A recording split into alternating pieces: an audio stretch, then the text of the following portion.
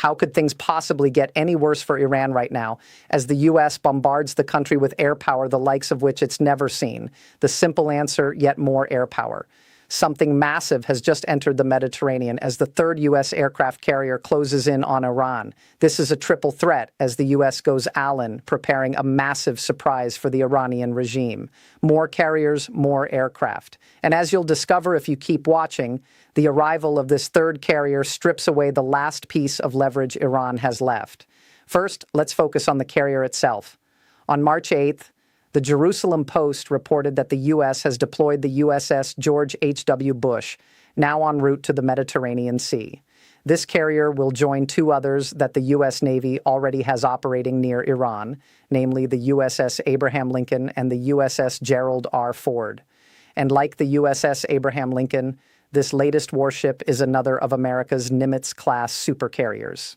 As this is happening, the USS Gerald R. Ford has crossed the Suez Canal and positioned itself in the Red Sea, where it's reportedly lying in wait to deal with any attempts by the Houthis in Yemen to join the war on Iran's side. As for the USS Abraham Lincoln, it continues to send bombers and fighter jets into Iran's airspace, where they are wreaking havoc on ground targets as the U.S. systematically dismantles every ounce of military might Iran thought it possessed. Returning to the USS George H.W. Bush, the carrier has been deployed after completing a rigorous series of pre-deployment exercises that readied it for the tasks ahead. USNI News reported on this training, noting that the carrier and its strike group had concluded composite unit training, an exercise all carrier strike groups must complete before they can be certified for national deployment. In other words, the training is complete and the carrier is ready for action. U.S. fleet forces confirmed this with a statement that will send shivers through what's left of the spine of Iran's ruling regime. The GHW BCSG, they stated, repeatedly demonstrated the accurate and rapid launch and recovery of its air assets. This training was intense. The same statement revealed that during a 28-day exercise, aircraft from the George H.W. Bush flew an astonishing 1,586 sorties, making 693 arrested landings in daylight and another 682 under the cover of night. The carrier group's commanding officer, Captain Robert Biba, has affirmed that his team is now ready for whatever lies ahead, stating, "Our job is to ensure that when they need us, whether for air superiority, strike, electronic warfare, or presence, we are ready to deliver immediately and without hesitation." The U.S. has some very specific roles in mind for the USS George H.W. Bush. Stay with us and we'll dig into exactly what this carrier will be doing as it moves through the Mediterranean.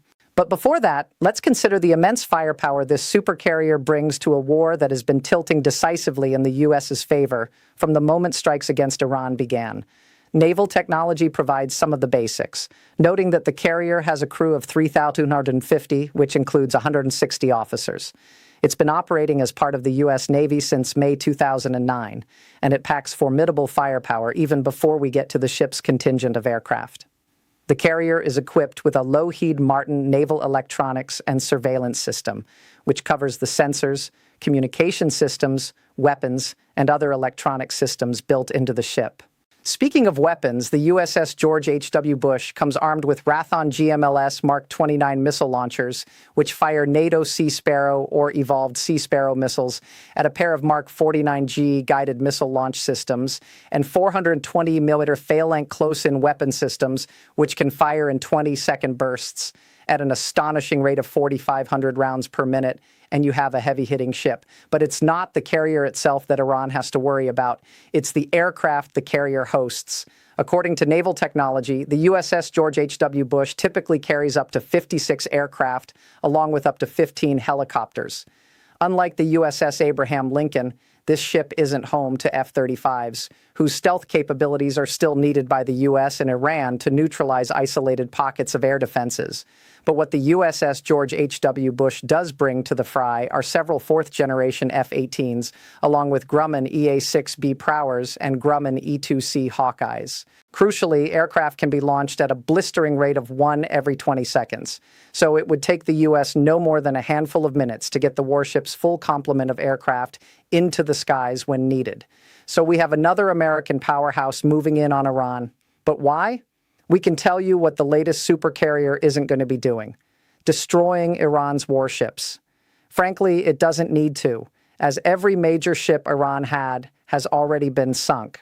According to U.S. President Donald Trump, the U.S. took out 42 of Iran's ships in just 3 days of strikes during Operation Epic Fury, and it has ruined most of Iran's air force and much of its network of command and control centers. This doesn't necessarily mean that the USS George H.W. Bush won't be piling on the pain inside Iran itself, as you'll find out in a minute. But this carrier isn't arriving to do a job that the 2 other carriers surrounding Iran haven't been able to do already. So what is the supercarrier doing in the Mediterranean as it moves closer to Iran? There are a few potential answers to that question, and they start with one crucial piece of leverage Iran still has in its fight with the U.S., the Strait of Hormuz. Even as it's been bombed into oblivion, Iran has still been able to deploy small, fast boats into the Strait of Hormuz to cause major problems for global shipping. For a little context, this particular strait is one of the world's key oil corridors. According to the BBC, Iran has already said it will set fire to any ships that attempt to pass through the Strait of Hormuz, while its war with the U.S. and Israel is ongoing. This is a significant problem because about 20% of the world's seaborne gas and oil pass through this strait. And even though its navy has been nearly destroyed, Iran still has the ability to cause problems in this narrow waterway with its drones and fast boats. At only 50 kilometers or 31 millimeters wide at both its entrance and exit, the Strait of Hormuz provides a natural choke point that Iran can leverage to carry out its threats. What this means is that the 3,000 ships that typically pass through the strait every month have mostly come to a standstill. This amounts to billions of dollars of stalled shipping. Annually, about 20 million barrels pass through this one waterway, the BBC says, which adds up to almost $600 billion of energy trade. Iran knows that it can't directly hurt the U.S. military, but it can strike at the pocketbooks of dozens of nations with this one remaining piece of leverage. Enter the USS George H.W. Bush. As Max Afterburner points out in his analysis of the Bush's journey, it seems very likely that the supercarrier is going to be something of an escort ship for commercial vessels attempting to pass through the strait. Iran's main naval force is now these fast attack boats. And those boats with their drones turn into an exploding cantaloupe as soon as they get within range of a carrier. Afterburner explains, having that third carrier strike group there will allow you to escort commercial shipping, protect commercial shipping from drones that can launch from these different naval assets. What this means is that the U.S. can now have 2 of its carriers pressing Iran, which translates into bombarding Iran itself with yet more firepower, while one focuses on keeping the Strait of Hormuz clear so that shipping through the waterway can restart. This is a clever move by the U.S. It's a way for the country to offset criticism about the major oil price surge, which has resulted in a stock market slump caused by the disruption Iran has caused by exercising its last piece of leverage. If the Strait of Hormuz is reopened, then oil will hopefully drop back to below the $100 to $120 per barrel reported by the BBC on March 9th. It's a little firepower-based diplomacy, if you will, that will allow the U.S. to continue its campaign in Iran without pressure being levied on the oil front. However, the USS George H.W. Bush can do a lot more than protect the Strait of Hormuz. But before we dive deeper into that, remember, this is the Military Show, and we bring you the full picture, not just the headlines. Hit subscribe if you haven't already to ensure that you're always ahead of the curve. Now, one of the other things that this new supercarrier brings to the war in Iran is the transformation of what was already the largest deployment of U.S. air power to the Middle East since the 2003 Iraq War into an overwhelmingly dominant force against which Iran has no chance of fighting. Afterburner says as much in his analysis, stating, "This triple carrier punch, one of the biggest concentrations of American naval air power in modern times, combined with the massive amount, hundreds of Air Force fighter jets and bombers in the region, means overwhelming strike capacity raining down on Iran's missile sites, command bunkers, and what's left of their navy at this point. This spells disaster for Iran." What the arrival of the USS George H.W. Bush in the Mediterranean signifies is that the U.S. effectively creates new mobile military bases where fixed bases aren't already present for the country. Part of Iran's desperate strategy has been to strike U.S. bases throughout the Gulf region. As we'll explain later, but with aircraft carriers, the U.S. has essentially mobile bases loaded with defenses that Iran finds much more difficult to hit. A third American carrier arriving in Iran's proximity adds up to yet another moving target that can also launch enormous amounts of air power at a country that has already seen its war-fighting capacity diminished to near non-existence. Let's revisit Afterburner's comments about overwhelming strike capacity. Iran will feel like it's dealing with that already. On March 6th, the Times of Israel reported on comments made by the IDF's Chief of Staff, Lieutenant General Amir, who said that the waves of strikes already unleashed against Iran had taken out 80% of the nation's air defenses and about 60% of its missile launchers, though the threat hadn't yet been completely removed. Samir cautioned, Iran has been severely weakened. We see that in the decline in Iran's offensive output since the first day of the war. What started as an attempt to project power through drone and missile launches has fallen off drastically. According to Admiral Brad Cooper, who leads U.S. forces in the Middle East, Iran's drone launches had fallen by 83% by March 5th compared to the first day of the war. Ballistic missile launches had declined even further, dropping by 90%, which aligns with Samir's claims that the U.S. and Israel have been systematically destroying Iran's ability to fight back at the loss of untold numbers of command and control centers, which only makes it harder for Iran to fight back due to a lack of logistical support and instructions being passed down the line.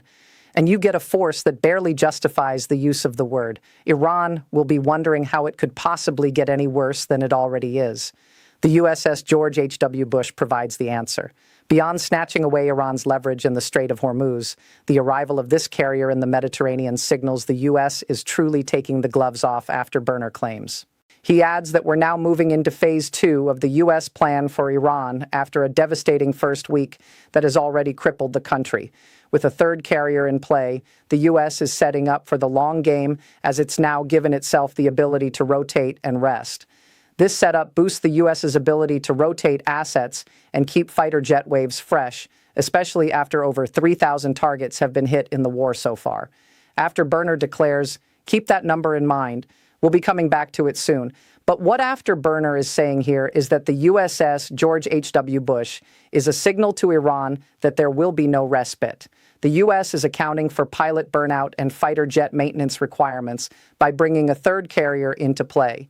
At least two carriers can now focus on hitting Iran or securing the Strait of Hormuz, while the carrier that has been rotated out handles repairs and other issues. As soon as the rotated carrier is ready, it's back in the game, either adding to the firepower of the two carriers already in play or providing an opportunity for another carrier to switch out. Trump has already said that he anticipates the war in Iran to last 4 to 5 weeks, and perhaps even longer than that. Bringing another supercarrier and the air power it brings with it into the fight is how the U.S. ensures that it can keep up the same level of pressure it has exerted thus far on Iran, and the U.S. can do just that. We mentioned earlier that the USS George H.W. Bush doesn't carry F-35s. Most of its fighter jets are F-18s, which aren't stealthy. Naturally, sending those types of jets into a country when the U.S. doesn't control the skies would be risky, but there is very little risk left. According to some, the U.S. doesn't just have air superiority in Iran. It has air supremacy, which means that its fighter jets can fly around and bomb whatever they like, almost at will. The only thing the U.S. has to worry about now is small pockets of Iranian air defenses that have likely been cut off from the command and control centers that the U.S. and Israel have spent over a week bombing into oblivion. Former commander of U.S. Central Command, David Petraeus, says as much, telling The Hill, "We're not concerned really at this point in time about the air and ballistic defense of Iran. As long as you stay above heavy machine gun range, that means you can really just pour it on. Air supremacy has been achieved," he says, and that means the arrival of the USS George H.W. Bush makes perfect sense. The U.S. doesn't need any more F-35s than it already has. The jets already deployed can do the stealthy job of taking out what's left of Iran's air defenses. That will leave the latest carrier group that has arrived to hit targets in Iran and the Strait of Hormuz with its fourth-generation fighters. This layered approach of stealth first and sledgehammer later is what has led to the number we asked you to keep in mind earlier. Do you remember it? 3,000 plus strikes carried out by the U.S. so far. And according to Afterburner, the arrival of the USS George H.W. Bush in the Mediterranean could lead to thousands more in the very near future. And likely that number will double or triple here in the next week or so, Afterburner says, adding, "This will keep constant pressure on the regime." That mention of Iran's regime brings us to the final topic we'll cover in this video. What happens next? Right now, Iran is doing whatever it can to worm its way out of the situation it's found itself in, though there are clearly internal fractures at play that are causing its responses to be mismanaged and confusing. On March 8th, Al Jazeera reported that Iran's President Mossad Pezeshkian had offered an apology to the neighboring Gulf states for bombing them in response to Operation Epic Fury. As limp an attempt as this may have been to curry favor with nations that Iran has tried to bully for years, the apology was essentially withdrawn hours later amid Iran attacking targets in Kuwait, Bahrain, and the United Arab Emirates, among others. Right now, Iran appears completely disoriented, and with the appointment of former Supreme Leader Ali Kham's second son, Mojtaba Comune, as the country's new supreme leader, it appears that fanatical devotion to the regime is still going to be demanded, though likely not achieved in Iran. Trump has already called that appointment unacceptable, which suggests that the U.S. is going to keep hitting Iran hard. The new common will be on borrowed time, as it's difficult to see how he could achieve anything other than hiding in a bunker after his own country just painted a target on his back. Iran's ruling regime is clearly in shambles right now. As for the U.S., it's just going to keep going. Trump says that he's seeking nothing less than unconditional surrender from Iran's regime, with Bloomberg adding that the U.S. president seems to have lost all interest in offering a nuclear deal as an off-ramp to Iran.